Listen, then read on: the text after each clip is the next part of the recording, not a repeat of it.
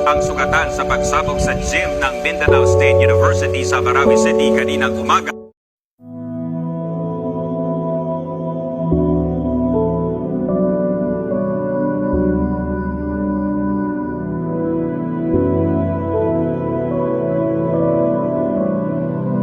Attention all students. It was a big tragic to know that some of our fellow MSU1s experienced unexpected situation. Due to unforeseen circumstances, all students are required to go home.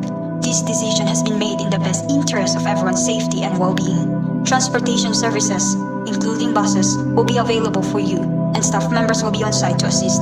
Peace be on you and the mercy and blessings of Allah. Assalamualaikum warahmatullahi wabarakatuh. Hoy, nakulay na lagi ka na.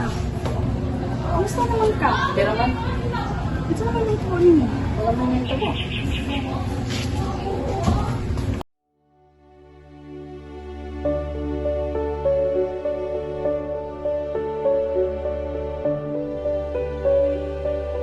Pulo sa timog na bahagi, kaayusan para sa bayan ng minimiti.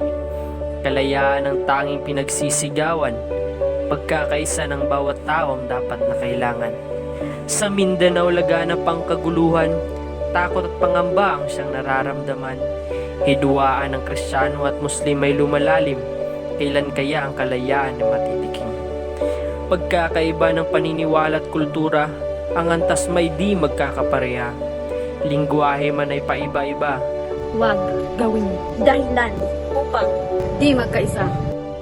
Ang mga armas ay itapon, sandata ay ibaon. Hangad ng lahat ay magkasundo, piliin ang dikta ng iyong puso. Patuloy na ipalaganap ang pagbabago, saang dako man ito patungo. Huwag ipairal ang galit, pag-ibig ng bawat isa ay ipapalit. Iisang lupay ng pinaglalaban, isang lupay ng lalakbay patungo sa kalayaan. Landas ng kapayapa ay kumikinang, pagkakaisa ng bawat tao ay sisilang. Huwag pairal ang dahas. Halina't sama-sama tayong pumalas. Sa pagkagapos, sa kadena ng hidwaan Umaasa't ang mitiin. ay ating makamtan.